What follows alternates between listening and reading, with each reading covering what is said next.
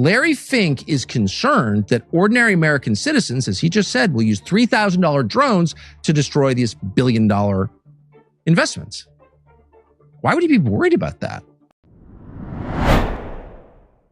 Here's Larry Fink. Now, if you don't know who Larry Fink is, he's Dr. Evil. He's the guy who runs the world. He's the head of Blackrock, and they're the people who own everything, right? And so the idea that communism is bad because you don't get any choice and there's one central place that makes everything, well, it's amazing how capitalism and communism ended up in the exact same place, because you don't have, you get 40 different choices of cereal, but you have owners. So there's only 3 companies that own everything. It's BlackRock, it's State Street, and it's Vanguard. And they're the equity people, and he's one of them. And he's more powerful than presidents. Donald Trump, he's his boss. This guy. So that doesn't, by the way, that doesn't happen in China.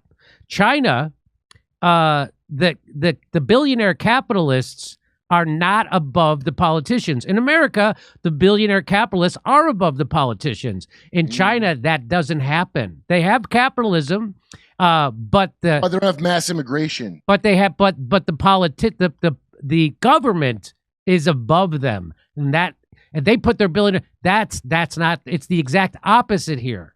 Okay, and that's why they're our enemy, supposedly, because these billionaires can't believe. That's right. That the state could come down on a billionaire. That's right. They can't believe it. But here he is, and he's going to tell you that they're building these AI data centers for surveillance, so they can, when you step out of line, so they're going to give you a UBI, right? So they're going to cut your jobs, right? So your jobs are gone. You go to college, you're going to be saddled with mountains of debt. You're not able to afford a house. Plus, now your job is going to be taken away by an AI machine and an AI data center. And so that's the cherry. That's your, hey, you graduated college, no job. And so now what he's going to do, and then they built all those ICE prisons. They didn't build them for immigrants. They built them for you if you now are ready to revolt, right? And so now he knows people are ready to revolt, especially against AI data centers. And he's afraid they're going to start bombing them. He's afraid people are going to start bombing AI data centers. Wouldn't that be? If they don't, then he'll have someone do it, by the way. Wouldn't that be horrible? Yeah, go ahead, Kurt. What was it, the thing after New Orleans flood, the government group that that everybody said was going to put you in tents? FEMA. This is the new FEMA. ICE is going to be the new FEMA. ICE is the new FEMA. And so let's listen to him. Now, because of drone warfare, we have to relook at all forms of security and the need for Grabian, the multimedia marketplace, the GCC region. So I got this off that Grabian website, and they insert their little commercial over this over their own thing, over this guy talking. But good info from him. I can see why this guy feels insecure. He can't even stop Grabian marketplace message from interrupting him. Let's listen. Grabian. But now, because of drone warfare, we have to relook at all forms of security and the need for Grabian, the multimedia marketplace, the GCC region, to rebuild it so that it's going to be in a position where it's not going to be obstructed by drone warfare. So Grabian, many more things. The multimedia marketplace. But even here in the United States, if we're going to be building, let's say, these 1 gigawatt data centers, how do we make sure we're not protecting those $50 billion, $75 billion investments? Grabian, so we have to the multimedia relook at marketplace. Everything because of the role of drone warfare. Right now, we're looking at it internationally, but one of my concerns is, could it be a domestic terrorism using a $3,000 drone? Grabian, so the all of these multimedia things are actually opportunities, not problems. It's going to require, as we said, trillions of dollars of capital. Governments cannot build these out alone. They don't have the multimedia wherewithal. marketplace. And 2, their deficits are started mounting, and we spend too little time talking about the U.S. deficits and other countries' deficits. So this is all going to be the role of private sector. Wow, you see him next to Michael Milken, that lizard with the bald-headed guy who went to prison. Now they all still hang out with him. Here's what, so they know that people are going to revolt. I have to remind people, I'm not encouraging people to do violence. I'm just reminding people that this country was founded on violence. The last time the ruling elite was this unresponsive to the citizens, George Washington picked up a gun and started shooting people.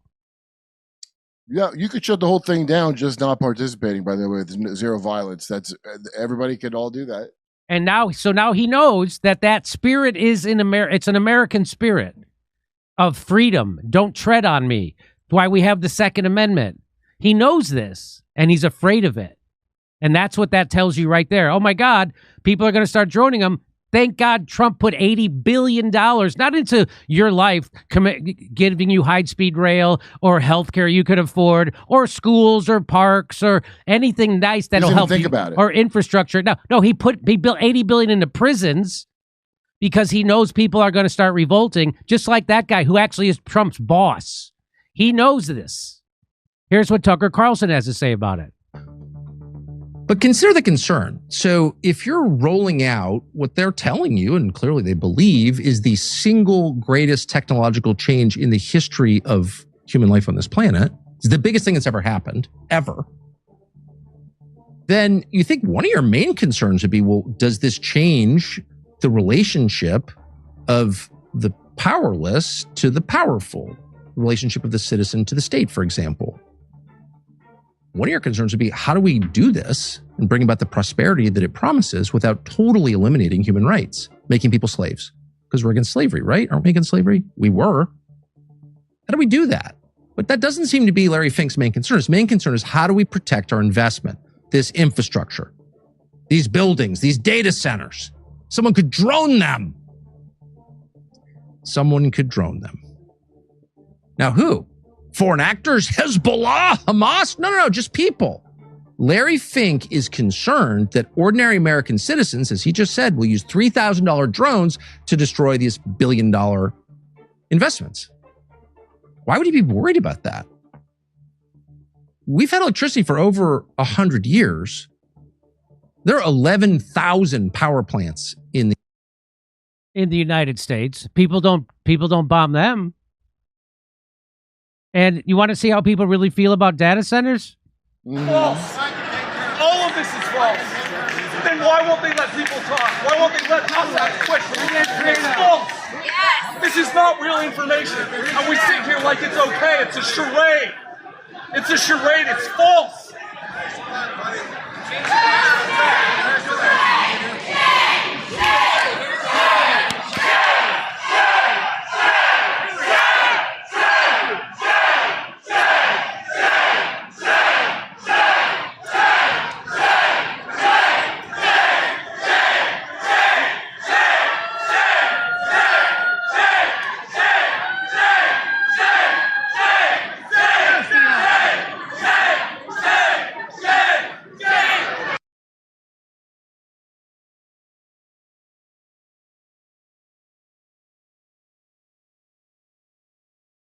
So he knows it's coming.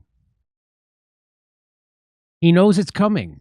They all have known for as long as they've talked about it. The guy with the hair lip, Ben Goertzel, go look up his speeches. He talks about exactly what's going to happen. Lots of anger and violence. They plan for it. They have planned for it. The drone thing, though, that's like they want extra authority over the sky with that. That's all that means. I'm not telling anybody they should bomb an AI center. That would be horrible. That would be crime. I'm saying that they think you're going to do that. In fact, they know you're going to do that, and they're preparing for it, which is why they created all those prisons in the big, beautiful bill, which is why they made it illegal for local governments to regulate AI data centers, and why they created an $80 billion prison industry and a new police force, which is not there to get rid of illegal immigrants, because they want illegal immigrants because they want cheap labor. That's not what this is about, which is why they're bringing it. It wasn't just for black people. It's for all of you. It's not just for black people this time. That was just to test it. Of course, they're going to test it on black people, but ultimately, the prisons are for you. Prisons are for you. I mean, you might be black, so that doesn't really make sense, but you see what I'm saying. I like how Larry Fink said he's scared of foreign actors, and that's not just Javier Bardem. I'm afraid of him. Unfortunately, you can't shout shame at a sociopath. What?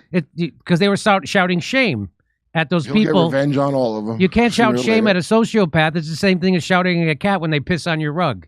Yeah. There's no effect. And here's what they tell you if you don't want these. Here's the 3 commissioners who were corrupted by the tech bros, and they at the same meeting, and they were telling people to shut up. What?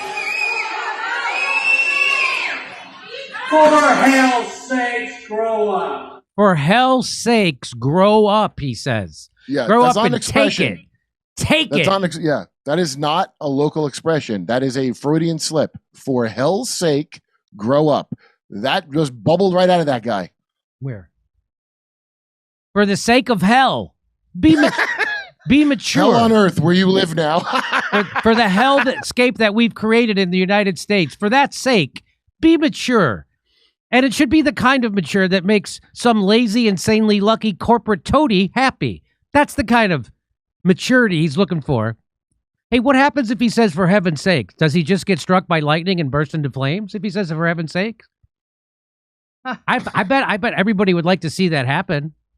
It's like when Bush said the Iraq, the illegal invasion of Iraq by mistake in that speech. It's the exact same thing. Right. When he was talking about Ukraine Mm-hmm. and Putin invading Ukraine. These 3 jerk-offs know what they're doing. They knew that people would be upset. That's why they get paid the big bucks to sit there and just like dispassionately try to take it, like customer service agents, until the AI can replace even them.